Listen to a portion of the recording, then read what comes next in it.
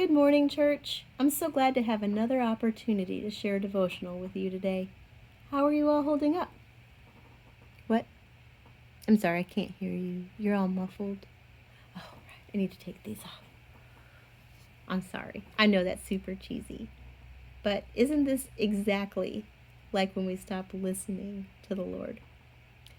Let's take a moment to tune the world out and to focus on the creator of the world instead. Isaiah 45:18 talks about the creator of the world. It says, "For the Lord is God, and he created the heavens and the earth and put everything into place. He made the world to be lived in, not to be a place of empty chaos." Now, this verse insists that we have an obligation to God as our creator. Looking at Genesis 1:2, we know that God had a plan for this space long before he ever breathed life into us. I don't know about you, but I love this time of year. I love spring. It's not super hot out yet. That 100 degrees is coming fast, but right now it's just the perfect temperature. You can drive with the windows down. My favorite flowers in the north are lilacs, and down here in Alabama, it's the wisteria. They just both smell so good. And it's this time of year where they come into season, into bloom. I love to open the windows at home and see the trees in the backyard that have those brand new green leaves on them. You know that the green that I'm talking about, it's bright and healthy looking. It's just new. Spring is new each year. I love that clean start. The world that God made is beautiful.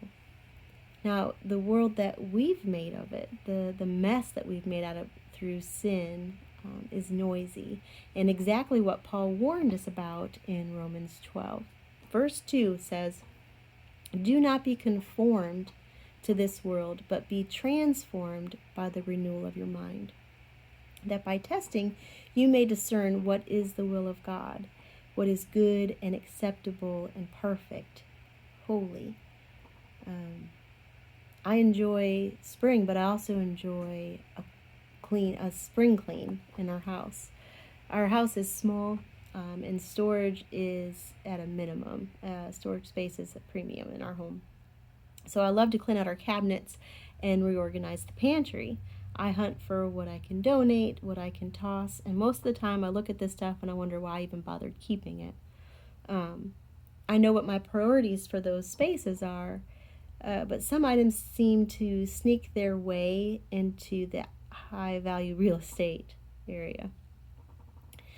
When we moved from Michigan to Alabama almost 8 years ago, we were forced to get rid of about 75% of our stuff.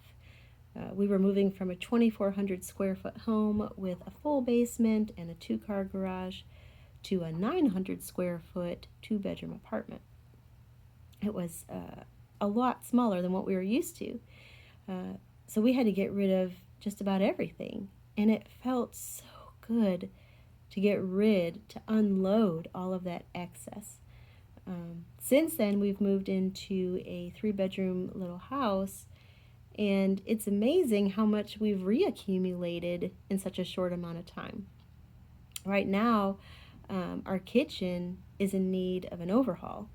In the food storage area, they're not nested correctly together, and the food containers will spill out of the cabinet if you open the doors sometimes. It makes an even bigger mess. And isn't it like that with our worldly things too? Especially time and our attention. Please take a minute this week to read Romans 12. It is spring and a wonderful time to get into those nooks and crannies of our homes and our lives, and do a little purging. It's amazing when you look at your life through the Word how much excess you'll uncover. Let the Holy Spirit flow into those nooks and crannies, and renew God's creation.